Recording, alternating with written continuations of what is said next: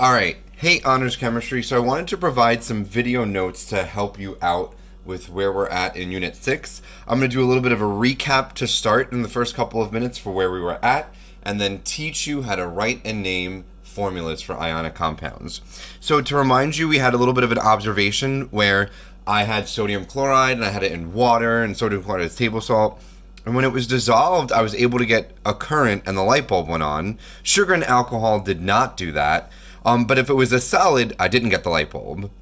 So that was our observation. And then I showed a video in which I had sodium chloride being pulled apart by water, and we saw a positive and negative charge come from sodium chloride. And we came to a conclusion that current for electricity needs electrons to flow. And so then we talked about how these electrons are going to come differently from elements, and the periodic table is a little bit organized. And so just to remind you, groups in the periodic table are vertical columns up and down, 1A, 2A, all the way to 8A, and we are going to ignore for this middle part for now. These are going to be known as the transition metals later, and this is 3B and 1B, 2B. And then periods are left to right. So groups or columns are up and down, periods left to right. Up and down elements in the same group have similar chemical properties. Very, very important. And I also listed some similar chemical properties here. And then as we go across a period or row, their properties are going to change in a specific order. And then I also identified and tried to help you remember or realize that the elements are organized and that there are different classifications of elements. So we could either have metals, nonmetals, or metalloids. And I made you kind of color, or I will make you kind of make sure you could organize and identify elements based off of their location as metals or nonmetals. So all of these elements are metals.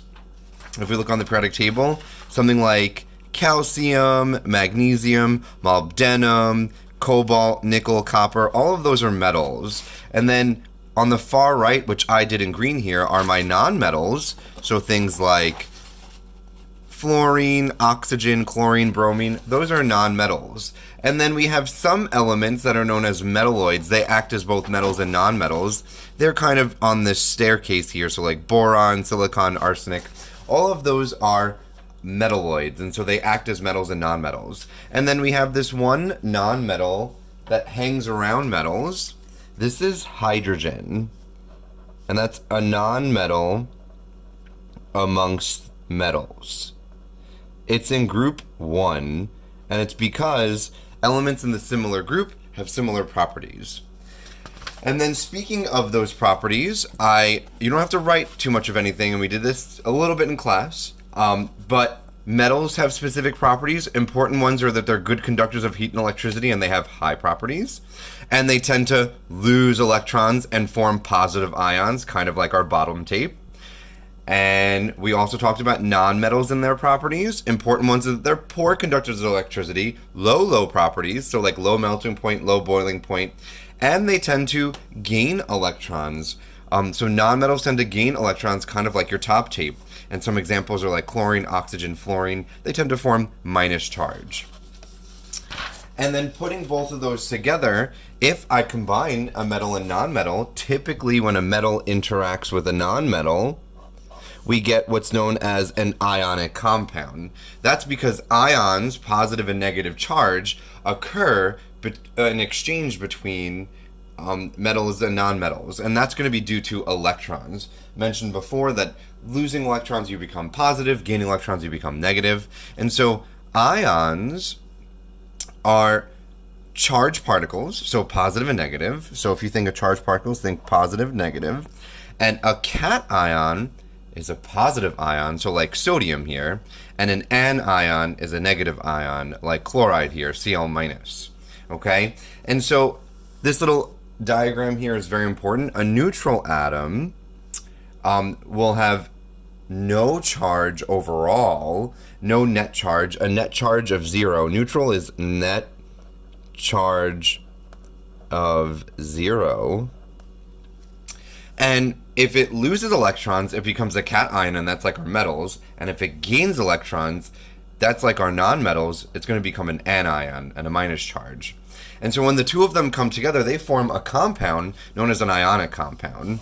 An ionic compound is one that contains positive and negative ions. For right now, we could tell something's ionic if it has a metal and nonmetal. And again, how can I tell where metals and nonmetals are on the periodic table? Location on the periodic table. Metals tend to be on the far left, nonmetals on the far right. Okay? And then properties of ionic compounds, they tend to have high melting points and boiling points. When molten or dissolved, kind of like with the sodium chloride dissolved, there's an allow for a flow of electrons, so they conduct electricity. They do not conduct electricity as a solid. That's because they do not allow the flow of free electrons. Make sure you know that. For us to have current or electricity, we need a flow of electrons. If I have ions dissolved, I'll have a flow of electrons. And then finally, the last thing in this recap video is going to be basic structure unit for ionic compounds. And so if I have an ionic compound, it's going to be organized and arranged in a specific way. And we call that a crystal array. This is known as a crystal, and it's a geometric arrangement of charges. We're going to see more of this later, but if I have an ionic compound, especially an ionic solid, all of the ions are going to be arranged in a very specific way of positive and negative in an order, and I could identify something as ionic just based off of its shape like this crystal array. So this was just like a quick recap of the notes you may have missed, or if you needed. In my part 2 of these video notes, we're going to talk about naming and writing formulas for ionic compounds. So that is next. So stay tuned for the next video.